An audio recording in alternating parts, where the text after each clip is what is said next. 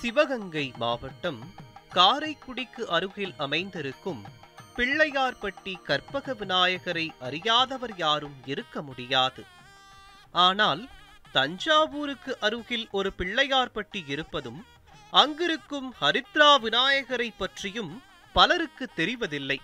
தஞ்சாவூரிலிருந்து வல்லம் செல்லும் சாலையில் 9வது கிலோமீட்டரில் அமைந்திருக்கிறது இந்த பிள்ளையார்பட்டி. ராஜராஜ சோழன் தஞ்சை பெரிய கோவிலை கட்டும் பொழுது ஒரே கல்லிலான விநாயகரை பிரதிஷ்டை செய்ய நினைத்து அதற்கு ஆணையிட தலைமை சிற்பியும் அவ்வாறே செய்து தஞ்சையை நோக்கி வரும் வழியில் பிள்ளையார்பட்டியில் தேரின் அச்சு முறிந்து தேர் நின்று விடுகிறது. எவ்வளவு முயன்றும் தேரை நகர்த்த முடியாததால் அவ்வூரிலிருந்தே விநாயகர் அருள் பாலிக்க இருப்பதை உணர்ந்த மன்னன் அங்கேயே அவருக்கு ஒரு கோவிலை எழுப்பினான் என நம்பப்படுகிறது.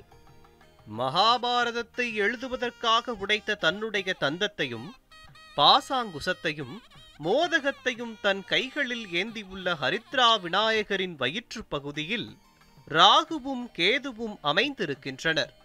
இதனால் இந்த விநாயகரை வழிபடுவோருக்கு ராகு கேது தோஷங்கள் நீங்கும்.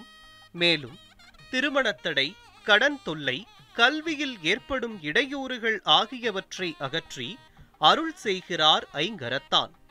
ஐயனை வேண்டி அவருக்கு வாழைத்தாரை வழங்குவதால் திருமணம் நடைபெறும் என்பதும் பிள்ளைப்பேறு கிடைக்கும் என்பதும் ஐதீகம். நவதானியங்களை கொண்டு தொடர்ந்து 9 சங்கடஹர சதுர்த்திகள் அர்ச்சனை செய்வதால் கடன் தொல்லையிலிருந்து விடுபடலாம் என்பதும் நம்பிக்கை. நவக்கிரக தோஷங்கள் நீக்கி அனைத்து செல்வங்களும் பெற ஹரித்ரா விநாயகரை வழிபடுவோம்.